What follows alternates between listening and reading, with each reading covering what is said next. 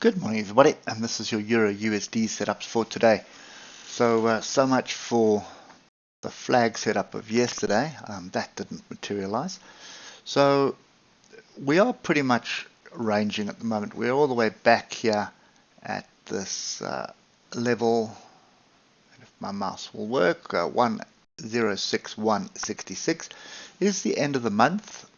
So when you look at the monthly bar, you can see there is a monthly level here as well. A lot of monthly support if you look a bit further back as well. So the big question is, is this rejection here going to give us that continuation to the downside? So this here has been pretty much all over the place, but look at my oscillators, crossed over, rolled over. This is indicating we have a bigger move still to happen with the euro.USD. So that's to the downside, just so we're clear on that. So at the moment, this is sideways. It is in amongst the moving average. It's got a crossover here. It's not something I want to be chasing, to be honest, and really was looking for a short down here. This was a flag, and now we've basically broken that flag to the upside.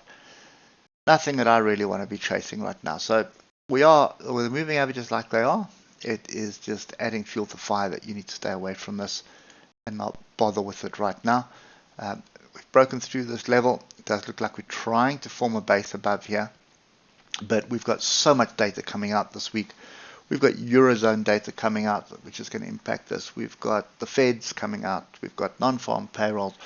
So a whole host of data which is going to impact the Euro USD. So if you like volatility, today's a day to basically watch this this chart. So I just want to just tidy this up quickly before we get down to the 15 minutes. And let's just get that level in. Put that pin bar in there as our structure. And you can see we've tested that before. So we've broken through during a trading session. Now we've come back. So the question is, are we looking to retest that? Personally, I think we're just going to go sideways. I don't think there's going to be anything for us here until we get all the data coming out. So, yeah, for me, this is a sit on hands. Let's wait and see what transpires. This is a line in the sand. So if we do drop below this, come back and test it, then I'm more favoring the shorts. I'm not really looking for something to the upside at the moment. And again, that's just based on where we are on the weekly and on the monthly. We've even got a weekly crossover here. So this to me is just a bigger flag. Granted, the oscillators are grouped to downside here, but this is still a bigger flag.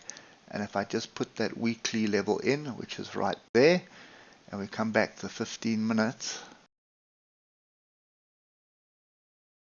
and just zoom down here, you can see we haven't tested that yet. So now we could spike up still and be looking for shorts up there at 106336 as well.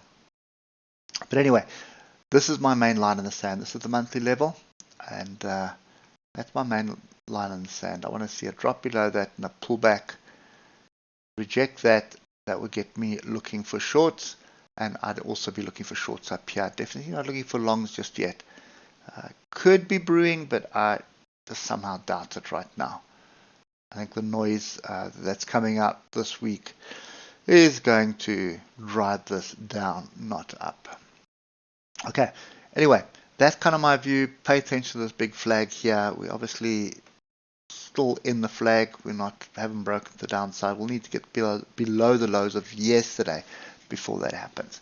Don't forget to smash that like button, and we'll catch up with you tomorrow. Cheers for now.